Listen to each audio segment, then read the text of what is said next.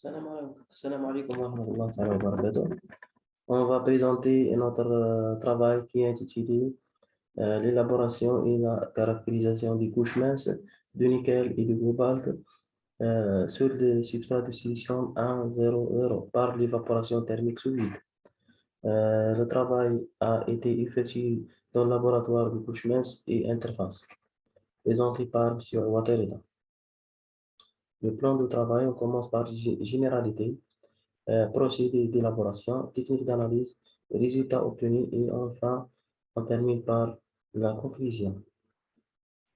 Généralité, donc la formation en phase solide d'un silicure métallique s'agit d'une réaction hétérogène irréversible impliquant un métal M habituellement de transition, comme le cobalt ou le nickel, déposé en couche ultra mince inférieure ou égale à 10 nanomètres sur un substrat de silicium. Le but du travail est d'élaboration des couches minces de silicure, étudier l'effet du nickel sur les silicures de cobalt, ainsi que l'effet de la température sur la formation et la stabilité des silicures. Le procédé d'élaboration, on commence par l'évaporation de poudre qui contient 75% de cobalt et 25% de nickel en chauffant le creuset qui contient cette poudre. Le dépôt a été effectué dans une enceinte qui possède un vide secondaire de 10 à la puissance moins 6 mW.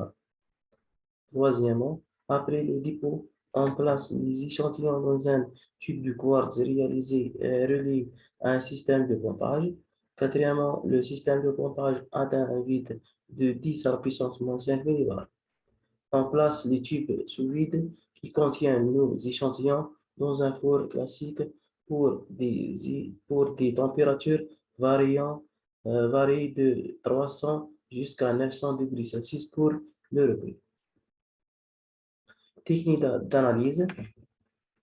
Nous avons utilisé deux techniques d'analyse, la diffraction des rayons X pour identifier les phases et la mesure de la résistivité pour mesurer la résistivité carrée des phases obtenues. Résultats obtenus. Donc, nous avons deux figures qui présentent le diagramme des rayons X de l'échantillon non recueilli et l'échantillon recueilli à 300. Donc, nous avons obtenu deux pics. Le premier est celle de silicium. Le deuxième est une superposition de deux pics de cobalt et de nickel à la direction 1,1,1. Pour l'échantillon recueilli à 500, donc, nous avons l'apparition d'une nouvelle raie de la phase CO2SI et nous avons la superposition de trois pics de cobalt, nickel et CO2SI à la fois. Pour l'échantillon recueilli à 600 degrés, donc nous avons la transformation de la phase CO2SI en phase COSI et la disparition totale des pics de cobalt et de nickel. Pour l'échantillon recueilli à 700 degrés, nous avons l'apparition d'une nouvelle raie de la phase COSI. Pour l'échantillon recueilli à 800 degrés, donc nous avons la phase COSI qui persiste mais avec une intensité faible. Et nous avons l'apparition de la phase COSI2 avec une intensité un peu faible. Pour la dernière phase, nous avons l'échantillon qui est recueilli à 900 degrés. Donc, nous avons la disparition totale de la phase COSI et l'apparition d'une nouvelle raie de la phase COSI 2 dans la direction 3AA.